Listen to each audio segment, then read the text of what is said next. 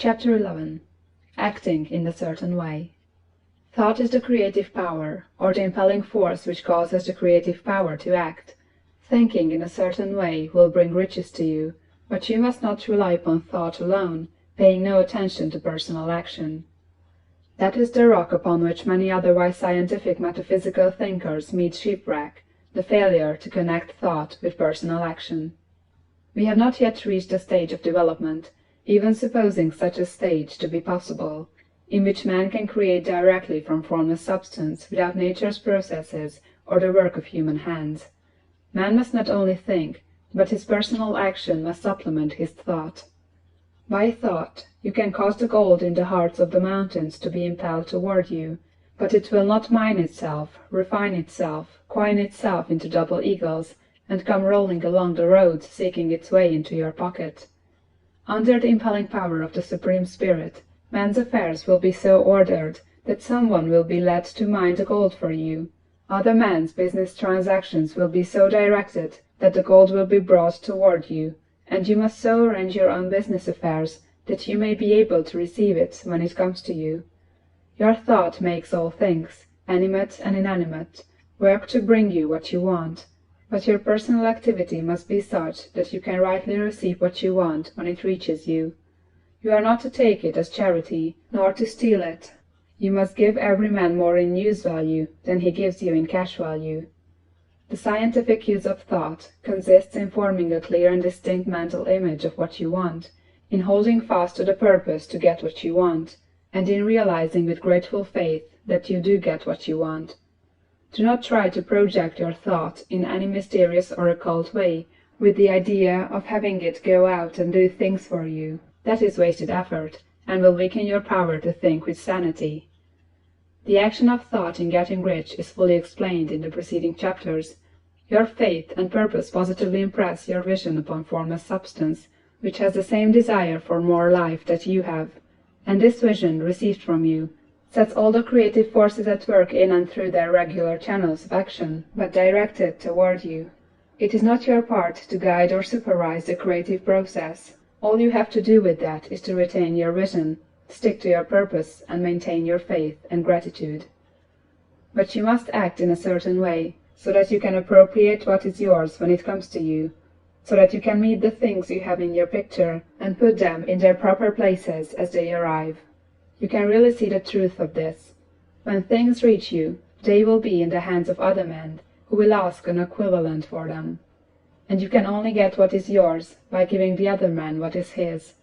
Your pocketbook is not going to be transformed into a Fortunatus purse, which shall be always full of money without effort on your part.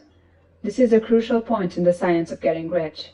Right here, when thought and personal action must be combined, there are very many people who, consciously or unconsciously, set the creative forces in action by the strength and persistence of their desires, but who remain poor because they do not provide for the reception of the thing they want when it comes.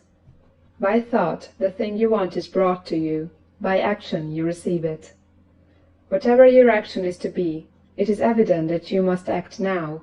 You cannot act in the past, and it is essential to the clearness of your mental vision that you dismiss the past from your mind. You cannot act in the future, for the future is not here yet. And you cannot tell how you will want to act in any future contingency until that contingency has arrived.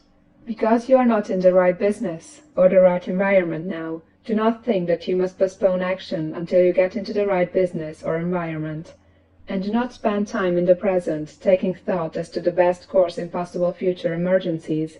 Have faith in your ability to meet any emergency when it arrives.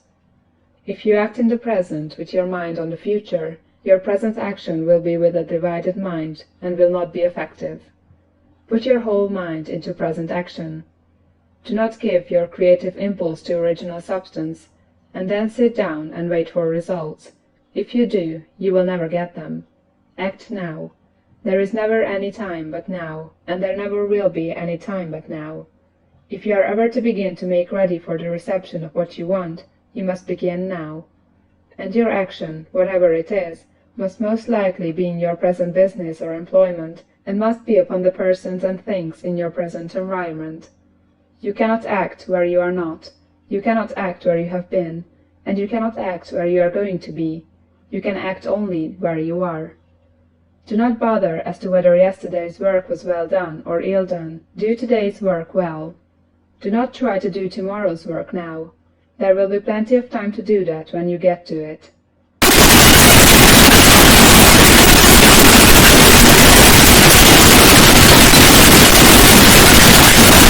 Before you act, get a change of environment by action.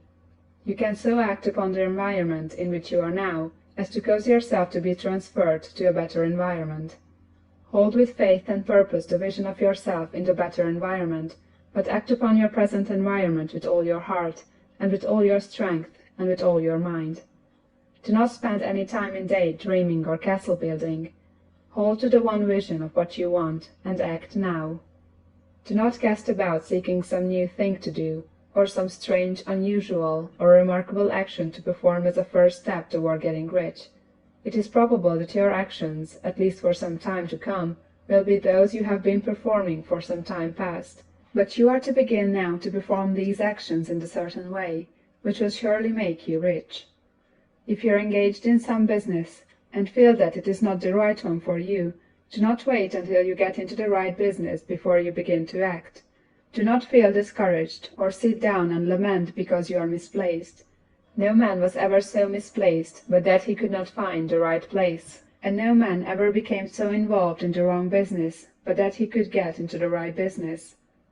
Hold the vision of yourself in the right business, with the purpose to get into it, and the faith that you will get into it, and are getting into it. But act in your present business.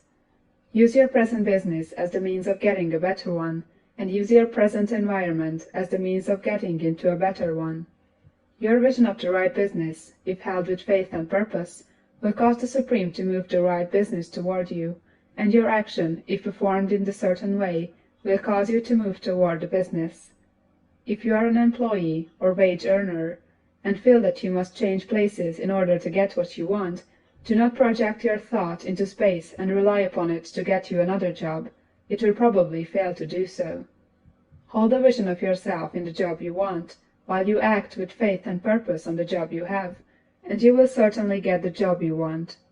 Your vision and faith will set the creative force in motion to bring it toward you, and your action will cause the forces in your own environment to move you toward the place you want. In closing this chapter, we will add another statement to our syllabus. There is a thinking stuff from which all things are made, and which, in its original state, permeates, penetrates, and fills the interspaces of the universe. A thought, in this substance, produces the thing that is imaged by the thought. Man can form things in his thought, and, by impressing his thought upon formless substance, can cause the thing he thinks about to be created. In order to do this, man must pass from the competitive to the creative mind. He must form a clear mental picture of the thing he wants, and hold this picture in his thoughts, with the fixed purpose to get what he wants, and the unwavering faith that he does get what he wants, closing his mind to all that may tend to shake his purpose, dim his vision, or quench his faith. That he may receive what he wants when it comes, man must act now upon the people and things in his present environment. End of chapter 11.